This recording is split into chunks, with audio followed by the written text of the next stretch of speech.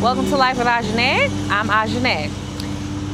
This is the Lawfully Hers series. So this week, where we at? I didn't edit.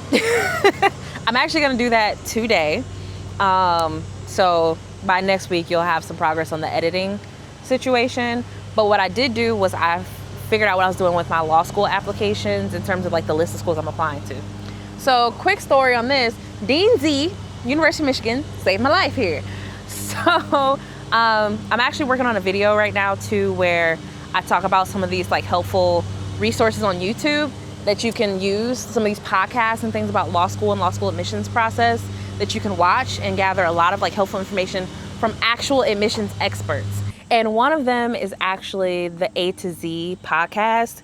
It's at the Michigan Law YouTube page. So if you go to the Michigan Law YouTube page, which I'm not subscribed, how? I guess I've been watching these so much they pop up for me. I just haven't paid attention. I wasn't subscribed. I just subscribed. Michigan Law School has a YouTube page called Michigan Law. And on that YouTube page, they have an A2Z podcast in which Dean Z gives you a lot of context on law school admissions, particularly speaking to University of Michigan and their admissions process and their expectations. But that also gives you a lot of helpful information about law school application process in general and admissions and things you need to know, how to write your personal statements, some grammar things. So yeah, they give a lot of helpful information there. And when I say Dean Z saved my life, what I mean is that most recently they posted a video, let me see the title of it, called Medians. And so in this video on medians, Dean Z talks about the fact that when you are below both medians for a school, I probably should stop turning. This is probably bothering y'all. When you are below both medians for a school, that odds lie like particularly in your favor, but that doesn't mean don't shoot your shot. Because one thing about the median is, for some schools don't care about their medians. A lot of schools do care about their medians though, and how that works is if you are in a position to keep the median where it is or raise the median by means of being at or above that median, then you're in a pretty good standing to potentially get into that school. If you're below both medians, and when I say both medians, I'm talking about with GPA and LSAT, then not in the best position to get into the school, but that doesn't mean shoot your shot, because something that can be really close to the median, so say the median's like a 170 and you have like a 169, for median talk, right, a 169 to a 170 median is equivalent to a 130 because they're both below the median. But in terms of like ability to be able to perform at the school, things like that, right, they do consider holistically that number. So you still might have a good shot at getting in, even if you're below the median, because some schools do admit people below their medians. So I use all this information to basically be like, okay, with my GPA, I already told y'all about that last week. It's below everybody's median. And it's not like the worst GPA of all time, but because again, law school medians are so high, it's like 3.7, 3.8, 3.9. Like, I'm not there, especially when you consider that grade that I got in high school from taking a college class at Harvard. Like, it just, okay. Anywho, so assuming already I'm below medians everywhere that I'm interested in applying for with GPA, I'm looking at my LSAT. And my LSAT score as a 173 is at or above every single school's median except for Yale and Harvard. So with that told to me, based on the things that I consider important, which are going to a school that's going to allow me to be able to make waves in health law and in health policy, make waves in health equity, specifically starting off maternal health equity initiatives, and continuing the work that I'm currently based in, then I think that means I'm applying to basically T14. And there's a couple schools outside of the T14 that I'm looking at. So, yeah, I'll be applying to the T14. Not every single school in the T14, presumably, because not every school is automatically a fit.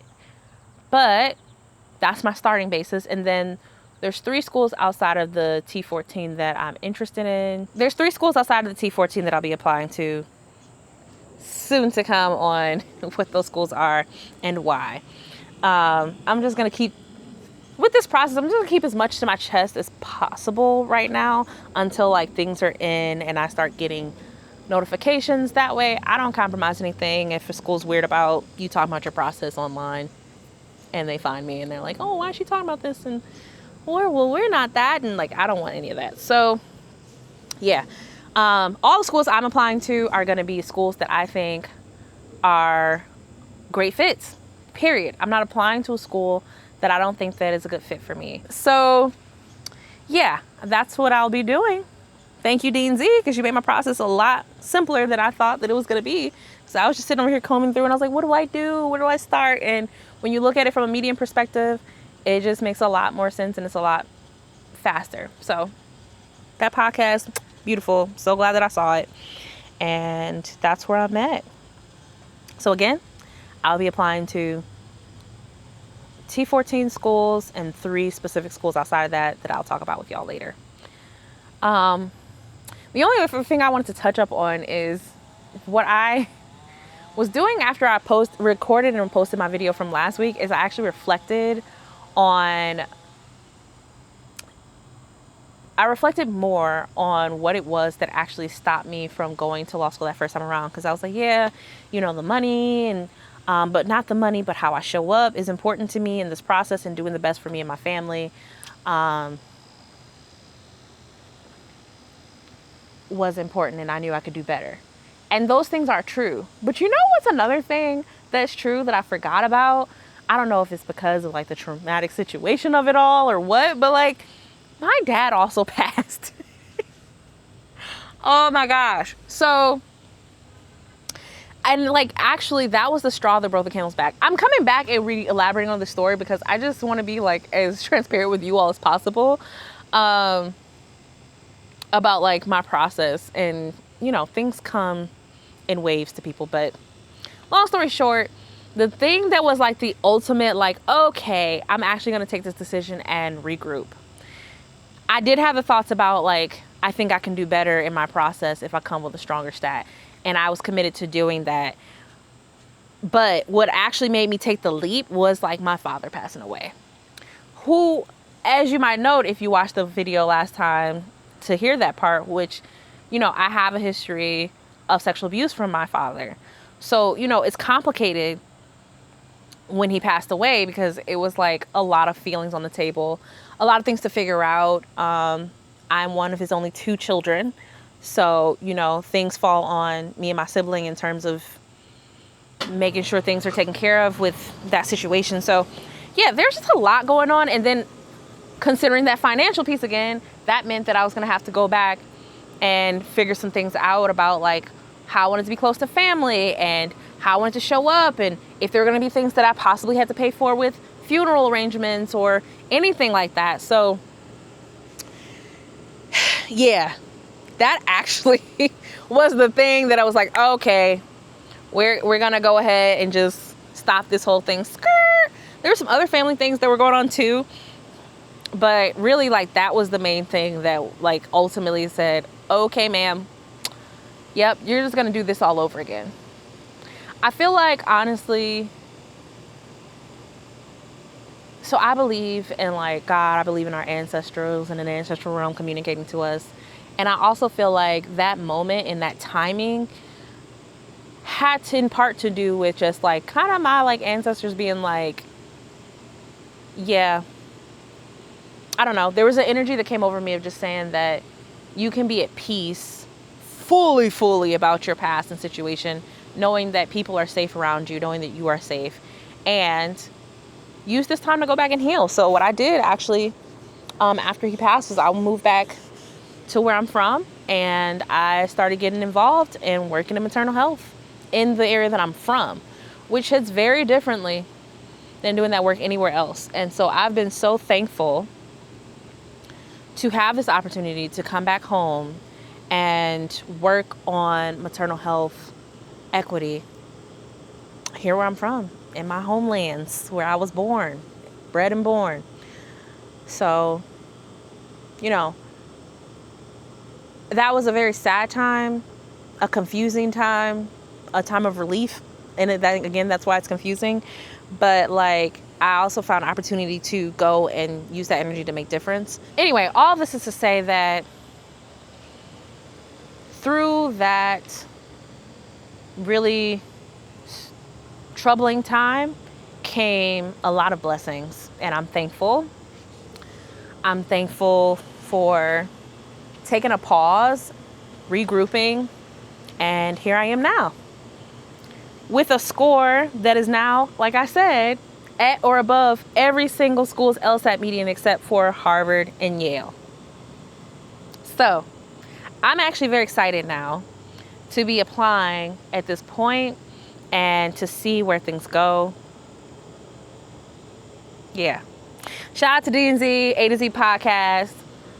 Video coming up soon on more podcasts to listen to get that helpful information, to learn more about the admissions process for yourself, hear with your own ears, see with your own eyes, and hear from admissions experts instead of getting on Reddit and listening to all these people that are anonymous and possibly trying to like harm your process, to be honest with you. Yeah. And in terms of me and like any kind of like admissions coaching, I'm gonna make sure I update the language on everything I do with that. Any kind of admissions coaching I offer is gonna be things that are rooted in my own experience, and I will be very clear about my limitations in that, which are that I have not worked in admissions. These are the things that I've heard from admissions officers. These are the things that I use to write and to get into the schools that I got into during my process. So if you come to me at all for admissions coaching, know that it will be coming from a place of exactly what I know from my experience. Nothing beyond that. If there's something beyond that that you need information about, I know how to research and find the right people to go talk to. My number one piece of advice for those of you who just want to like start on your own and looking, my number one piece of advice is go find admissions officers. There's whole admissions faculties and whole admissions departments devoted to helping students understand this process and level the playing field. Go find whatever information they have put out by themselves, not from students. So that's my number one advice there. Is like finding those resources, using them from those actual experts. And in terms of like me, I just have a strong background in education. Like I am an educator, professionally trained, and have worked at university levels, and I've been professionally trained to like write at a high level and research at a high level. So yeah, I can just kind of give you another pair of eyes to look over your essay, give you kind of any pointers about, are the things that you're representing in this essay the things that align with what people talked about that they're looking for in these admissions offices based on what we hear on these podcasts and things of that nature. So anyway, that's it. Wish me luck, y'all. I'm gonna get some editing done today, and then I'm gonna follow up next week where I'm at then. All right, see you later.